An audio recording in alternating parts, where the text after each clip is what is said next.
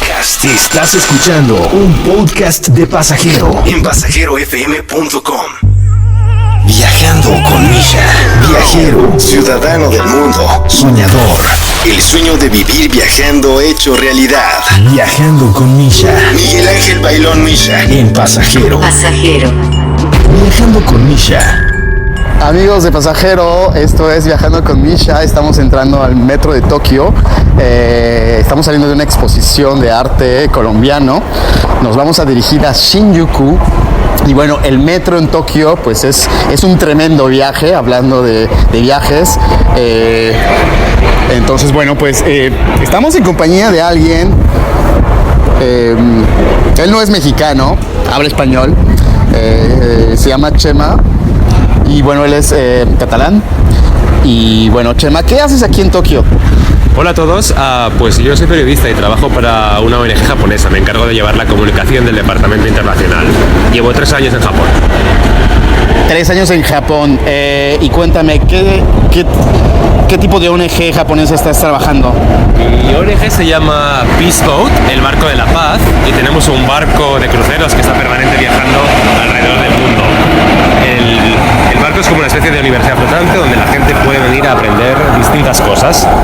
Tenemos siempre 1000 pasajeros y muchos invitados que vienen a hablar de distintos problemas que hay en el mundo y sobre todo de los países a los que visitamos. Cada viaje dura 3 meses y medio y en esos 3 meses y medio el barco se para en 20-25 países. Muchas veces en México también. Solemos visitar Isla Mujeres, por ejemplo, y también Puerto Vallarta.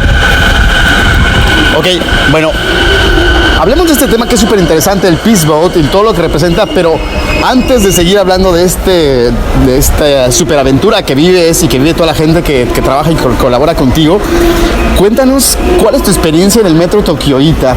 Yo, por lo que seguramente lo saben o no, amigos de Pasajero, el metro en Tokio pues es un metro muy particular. De hecho, seguramente están escuchando los sonidos del metro Tokioita, que es muy particular. ¿Cuál es la diferencia entre el metro Tokioita y el metro de Nueva York, el metro de otras partes en España o en México? Pues te diría que sobre todo el orden y la limpieza, porque es verdad que el metro de Tokio hay mucha gente, a veces esa imagen que mucha gente tiene de la gente apretada en los vagones es cierta, sobre todo en hora punta por la mañana, pero todo sucede dentro de un extraño y armónico orden, donde la gente llega a las andanas y hace la cola para entrar. Una vez que entras dentro, a mucha gente le sorprende, por ejemplo, la mañana el silencio, ¿no? No habla en el metro, está completamente en silencio o habla muy bajito. Una cosa que también sorprende mucho siempre es que, por ejemplo, no se puede hablar por teléfono, está prohibido hablar por teléfono dentro del metro y nadie habla en voz alta o contesta el teléfono, todo el mundo escribe mensajes y ya está. Y eso es algo que sorprende mucho, sobre todo si tomas el metro a primera hora de la mañana. Nada que ver si tomas el metro, por ejemplo, un viernes por la noche, según personas, donde toda esa tranquilidad se convierte en caos cuando mucha gente, a lo mejor, después de beber, después de acabar el trabajo el fin de semana, vuelve a casa y en ese momento sí que es verdad que el metro puede ser un lugar mucho más ruidoso y no tan ordenado como en otras ocasiones. Bueno, hay muchos mitos alrededor del metro japonés, que es muy ordenado, que es muy limpio. Precisamente comentabas hace un momento que no se puede hablar por teléfono. El que no se puede hablar por teléfono, bueno, en otros países se hace, en España, en Francia, en México. Pues en México, ustedes, amigos de Pasajeros, saben que el metro en México es ¿cómo podemos describir el metro en México? Tú como español que has estado en el metro en México. Pues es un metro, por lo que recuerdo, muy vivo, ¿no? Donde puedes escuchar muchas conversaciones, donde a veces hay música. Eso es algo que a mí, por ejemplo, me sorprende mucho también cuando regreso a Barcelona ahora. El ruido del metro, cuando se sube alguien, por ejemplo, es habitual que se suban músicos callejeros y empiecen a tocar música. A veces la música está bien, tiene calidad, a veces la música es horrorosa. Aquí en Japón eso sería absolutamente inimaginable. Si alguien subiese al metro a uno de los vagones y empezase a cantar o empezase a tocar un instrumento, creo que, bueno, la gente se quedaría tan paralizada que no sabría cómo reaccionar, pero acabaría apareciendo algún trabajador para pararlo, bajarlo del metro y seguramente llevarlo y detenerlo por causar ruido. Y esta idea del ruido, Chema, se debe a que, quiero entender, y corrígeme porque tú tienes más tiempo viviendo aquí en Japón, y también para compartirlo con nuestros radioescuchas, esto se debe a que precisamente en Japón existe este principio de que no tienes que molestar a los demás, de que tu equilibrio, para que el equilibrio general se interponga, tú tienes que respetarte y respetar a los demás, ¿no? Entonces no puedes imponerle a la gente otras cosas, ¿no? Aprovecho esta cosa para también evocar, porque seguramente lo has visto mucho en el metro japonés, que es una cosa muy chocante para los extranjeros, este rollo de las máscaras, ¿no? La gente se pone máscaras en Japón y a veces...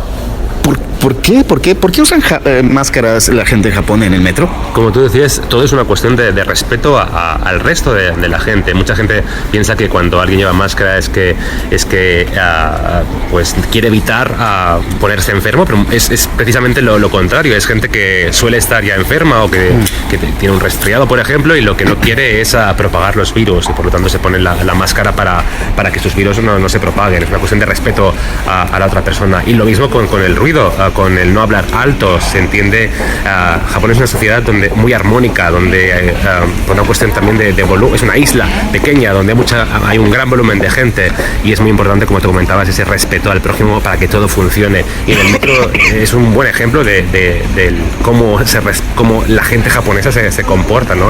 Que yo comentaba al principio, ese silencio en la mañana, esa armonía para no molestar, ¿no? Eso es algo que es muy distinto a otros países y otras culturas.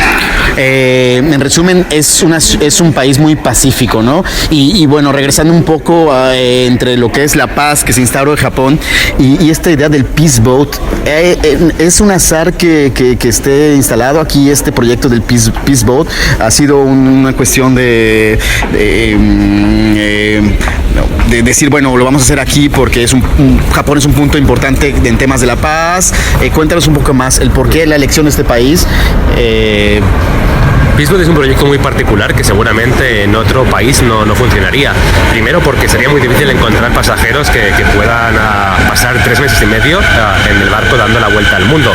Cosa que sorprende, ¿no? Porque mucha gente también piensa que en Japón la gente no tiene muchas vacaciones, cosa que es verdad. Y en cierta manera eso sucede también con nuestro barco, donde el 70% de los pasajeros son mayores de 65, 70 años, gente retirada, que una vez que se retira decide que una buena manera de ir a dar la vuelta al mundo, por ejemplo, es ir en nuestro barco y a la vez continuar aprendiendo sobre otros países o visitando muchos lugares que no han podido visitar antes.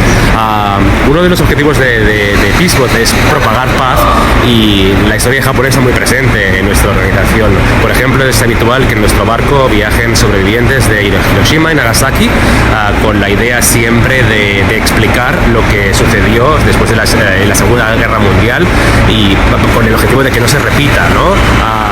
Estos supervivientes ahora mismo pues quedan pocos y son muy mayores, tienen entre 80 y 90 años, y cada vez nos es más difícil como organización encontrar a hibakushas, como se les llama aquí en Japón, a sobrevivientes que puedan hacer el viaje para ofrecer su testimonio. Por eso, por ejemplo, lo que hacemos nosotros es invitar también a gente joven para que viajen con estos sobrevivientes, para que la gente joven aprenda, escuche su testimonio y después puedan continuar explicando en el futuro qué es lo que sucedió en Hiroshima y Nagasaki, con el objetivo de que no se vuelva a repetir nunca más. Muy importante la misión del Peace Boat, amigos. Bueno, y Chema, ¿dónde puede encontrar la gente más información sobre el Peace Boat? Tienen redes sociales, tienen una página web. La gente, los mexicanos que escuchen este podcast, pueden venirse directamente hasta Tokio y tomar el Peace Boat, o tienen que aplicar, hay todo un procedimiento. Cuéntanos ¿Cómo funciona esto? Pues si quieren información, en la página web en inglés, que es peaceboat.com/English, ahí encuentran toda la información, también en Facebook, en Instagram, en Twitter, toda la información sobre la organización. Se puede participar de muchas formas. Una forma es ser pasajero y pagar por el billete, pero otra forma también, por ejemplo, es ser voluntario a bordo. Siempre en el barco tenemos, por ejemplo, una escuela de español, y tenemos siempre profesores de español voluntarios que ofrecen clases a bordo, pero tienen la oportunidad de viajar gratis a cambio de su trabajo. Y también estar pendientes, si entra en nuestra web y busque las fechas de los viajes, saber cuándo el barco visita a visita México, porque siempre cuando el barco visita un país, siempre solemos realizar muchas actividades esos días en el puerto, y hay opciones también de visitar el barco, o por ejemplo si viajan estos sobrevivientes de Hiroshima y Nagasaki, organizamos eventos en los que ellos ofrecen sus testimonios, por ejemplo. Pues ya lo saben, amigos de Pasajero, pues si quieren viajar, y no solamente viajar con Misha, sino viajar con Chema, y viajar en este interesante proyecto que es el Peace Boat, pues búsquenlo en las redes. Y pues bueno, nosotros en este momento los dejamos con los sonidos del metro, y ya nos vamos a Shinjuku. Shinjuku, solamente para un dato y para cerrar este podcast, porque bueno, caos sí, porque vamos para Shinjuku precisamente. Shinjuku es una de los puntos neurálgicos más importantes de Tokio y del mundo, porque comentarles que en cifras, todos los días en Shinjuku pasan alrededor de 4 millones de personas. Imagínense 4 millones de personas, que es el equivalente de la población de Madrid. Imagínense que la población de Madrid todos los días pasa por esta estación de Shinjuku. Bueno, amigos de Pasajeros, los dejamos, y pues estén pendientes del próximo podcast, porque insisto, vamos para Shinjuku. Y esto fue Viajando con Misha. Un saludo y estamos en contacto. Adiós. Viajando con Misha. Viajero, ciudadano del mundo, soñador. El sueño de vivir viajando hecho realidad. Viajando con Misha. Miguel Ángel Bailón Misha en Pasajero. Viajando con Misha. Escucha un podcast nuevo cada lunes a la 1 de la tarde, hora de la Ciudad de México. Viajando con Misha a través de la señal de Pasajero. Abre tu mundo. Podcast. Encuentra, consulta más contenidos de tu interés en pasajerofm.com.